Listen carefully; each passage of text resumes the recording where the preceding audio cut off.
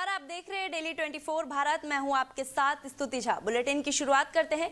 उत्तराखंड के उत्तरकाशी जिले में रविवार और सोमवार की दरमियानी रात भूकंप के तेज झटके महसूस किए गए और रिक्टर पैमाने पर भूकंप की तीव्रता 4.2 मापी गई। अचानक धरती हिलने से लोगों में अफरा तफरी मच गई और कई लोग घरों से बाहर निकल आए। अधिकारियों के मुताबिक अब तक भूकंप से किसी तरह की जनहानि की सूचना नहीं है। उत्तरकाशी जिला आपातकालीन परिचालन केंद्र की रिपोर्ट के अनुसार भूकंप रात करीब 1:21 पर आया था और भूकंप का केंद्र बड़कोट तहसील के राजगढ़ी क्षेत्र के आसपास बताया जा रहा है और जिसकी गहराई करीब 10 किलोमीटर थी। भूकंप के झटके उत्तरकाशी, बड़कोट, पुरोला, मोरी और डुंडा समेत यमुना घाटी के कई इलाकों में महसूस किए गए। गंगा घाटी से भटवाड़ी सहित आसपास के क्षेत्रों में भी लोगों ने झटके महसूस किए। पड़ोसी जिले टेहरी गढ़वाल में भी हल्के झटके महसूस होने की जानकारी सामने आई है।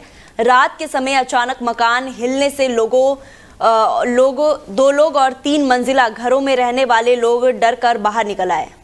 तो वहीं उत्तराखंड के मुख्यमंत्री पुष्कर सिंह धामी रविवार को देहरादून के गांधी पार्क में आयोजित हर घर तिरंगा यात्रा कार्यक्रम में शामिल हुए। इस दौरान उन्होंने प्रदेशवासियों से स्वतंत्रता दिवस के अवसर पर अपने अपने घरों में तिरंगा फहराने और राष्ट्रभक्ति की भावना सदैव मजबूत रखने का आह्वान किया और मुख्यमंत्री ने कहा कि राष्ट्रभक्ति की भावना देवभूमि के कण कण में बसी है। तिरंगा यात्रा राष्ट्रीय गौरव का उत्सव है और तिरंगा करोड़ों भारतीयों के स्वाभिमान का प्रतीक है। उन्होंने कहा कि स्वतंत्रता संग्राम सेनानियों और वीर जवानों के तिरंगे और आन बान शान के लिए अपना सर्वस्व निछावर किया है और सीएम धामी ने कहा है कि भारत की एकता, अखंडता और संप्रभुता की रक्षा के लिए सभी को सदैव प्रतिबद्ध रहना चाहिए। उन्होंने प्रधानमंत्री नरेंद्र मोदी के नेतृत्व में देश की प्रगति का उल्लेख करते हुए कहा कि भारत की अर्थव्यवस्था तेजी से आगे बढ़ रही है। मेक इन इंडिया, डिजिटल क्रांति और स्वदेशी तकनीकी के जरिए देश आत्मनिर्भर की दिशा में लगातार आगे बढ़ रहा है। विभिन्न क्षेत्रों में दुनिया को नई दिशा दिखाई दे रही है। गांधी पार्क से शुरू हो रही तिरंगा यात्रा कोई एक सामान्य कार्यक्रम नहीं है कि जैसे हम यहाँ बहुत सारे कार्यक्रम करते हैं। आज का ये तिरंगा यात्रा ये विशिष्ट यात्रा है, बल्कि हमारे राष्ट्र के गौरव की उत्सव की यात्रा है।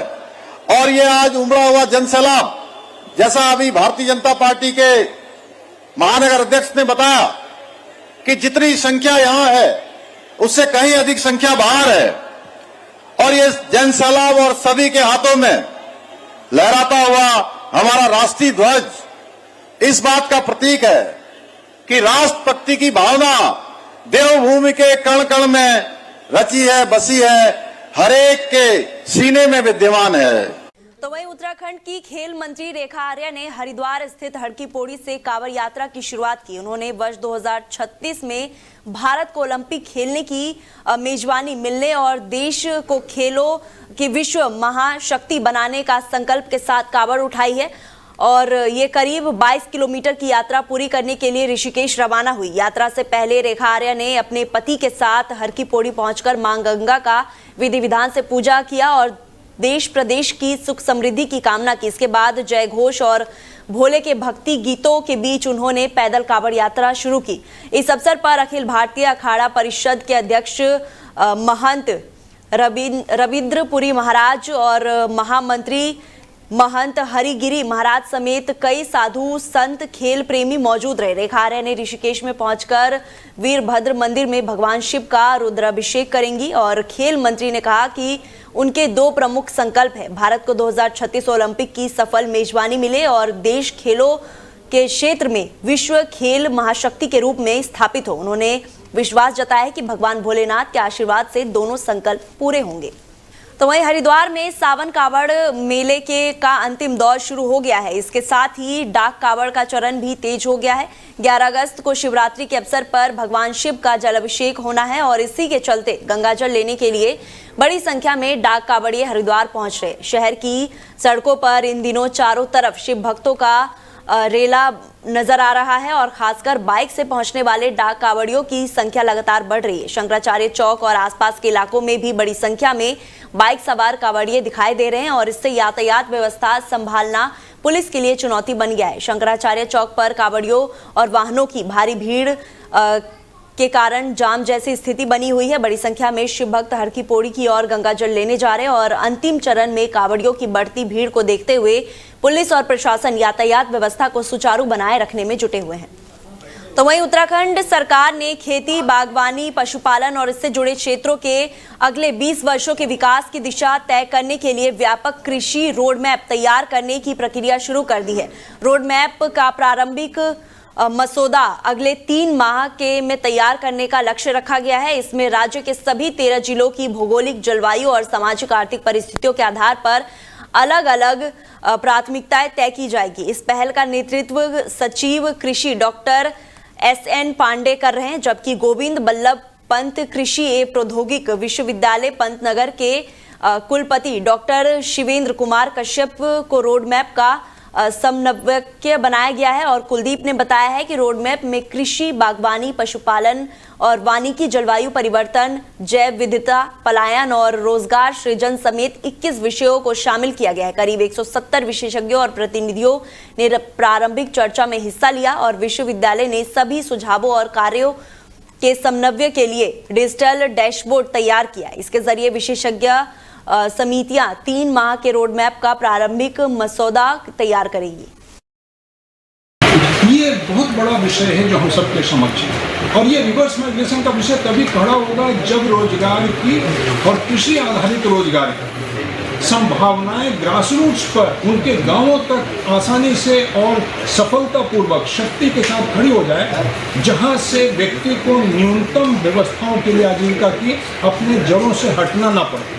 ये व्यवस्था अगर खड़ी कर ले जाए, ये स्ट्रॉन्ग मॉडल खड़ा कर ले जाए, तो फिर निश्चित रूप से लोग अपने गांव में रुकेंगे, वापस आने को तत्पर होंगे। इसी मॉडल को कारगर रूप से खड़ा करना हमारे लिए सबसे बड़ी चुनौती और सबसे बड़ा उद्देश्य है।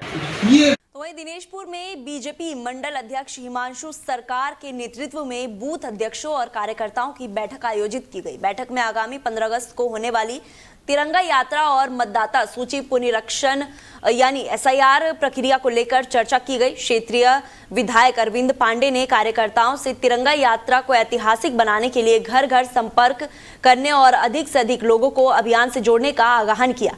विधायक ने कहा कि सभी कार्यकर्ता अपने अपने बूथों पर लोगों को तिरंगा यात्रा में शामिल होने के लिए प्रेरित करें। उन्होंने SIR प्रक्रिया को भी महत्वपूर्ण बताते हुए कार्यकर्ता से जनता को इसके प्रति जागरूक करने की अपील की है। उन्होंने कहा है कि मतदाता सूची में नाम जुड़वाने, नाम हटवाने और आवश्यक संशोधन कराने के लिए चल रही प्रक्रिया को लेकर लोगों को सही जानकारी दी जानी चाहिए। अरविंद पांडे ने आम जनता पार्टी से भी अपील की है कि प्रशासन की ओर से SIR से संबंधी कोई सूचना या दस्तावेज प्राप्त होने पर निर्धारित प्रक्रिया के तहत आवश्यक कार्रवाई करे।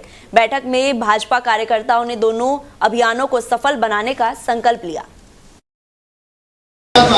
आज भारतीय जनता पार्टी की कार्यकर्ताओं की बैठक हुई है और इस कार्यकर्ता बैठक का एक ही उद्देश्य है कि तिरंगा यात्रा भारतीय जनता पार्टी का प्रमुख आयोजनों में से एक है।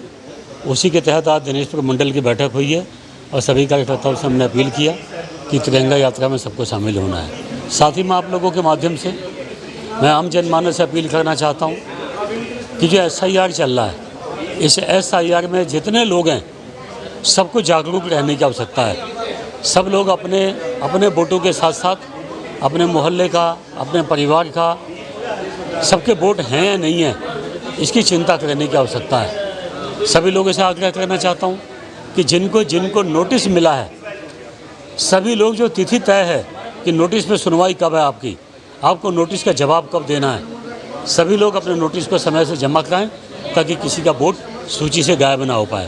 क्योंकि यह SIR है, कल चुनाव का समय आएगा, वोटर लिस्ट में नाम ना होने की वजह से हम लोगों को कई दिक्कतें आएंगी। साथ ही जो हमारे बच्चे यहाँ पढ़ते हैं, जो इंटर या हाई स्कूल पास आउट होने के पश्चात उनको कई डॉक्यूमेंट्स की आवश्यकता पड़ेगी, लेकिन जब यहाँ की स्थानीय स्तर पर वोटर सूची में नाम ही नहीं होगा तो निश्चित ही उनको आगे चल के कई कठिनाइयों का सामना करना पड़ेगा।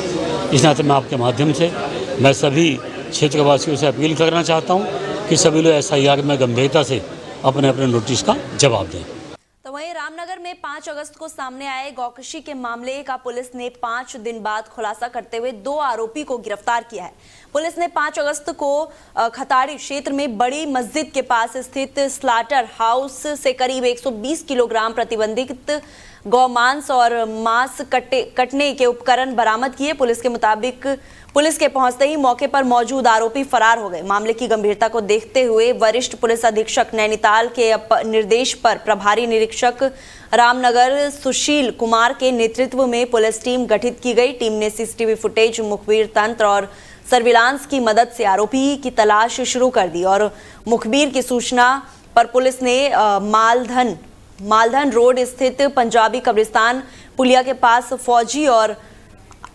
फैजी और आयान दोनों निवासी खताड़ी रामनगर को गिरफ्तार किया है। पुलिस के मुताबिक इस मामले में कथित तौर पर गौवंश उपलब्ध कराने वाले पशु स्वामी समेत 2 अन्य आरोपी फरार हैं।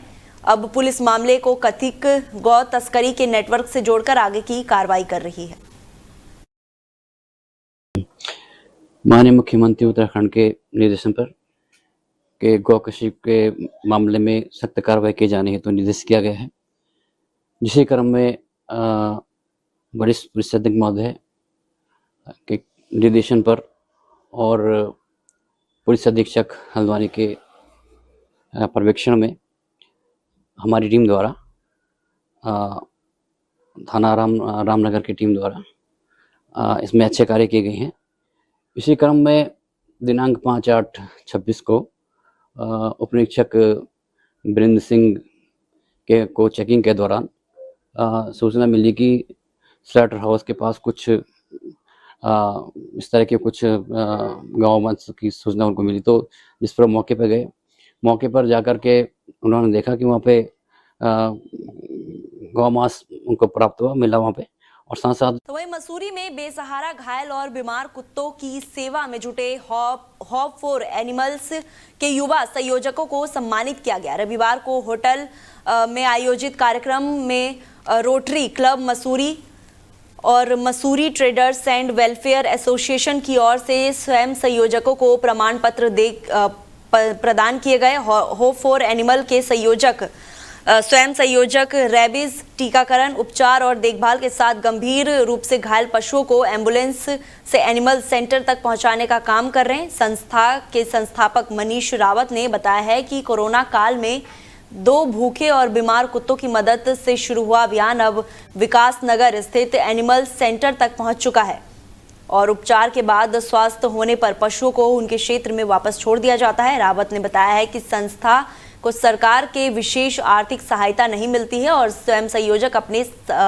संसाधनों से अभियान चला रहे। रोटरी क्लब अध्यक्ष अश्वनी मित्तल ने ऐसे युवाओं को आर्थिक सहयोग देने की जरूरत बताई है और वक्ताओं से कहा है कि पशु सेवा संवेदनशीलता के साथ रेबीज नियंत्रण और सार्वजनिक स्वास्थ्य से भी जुड़ी जिम्मेदारी है।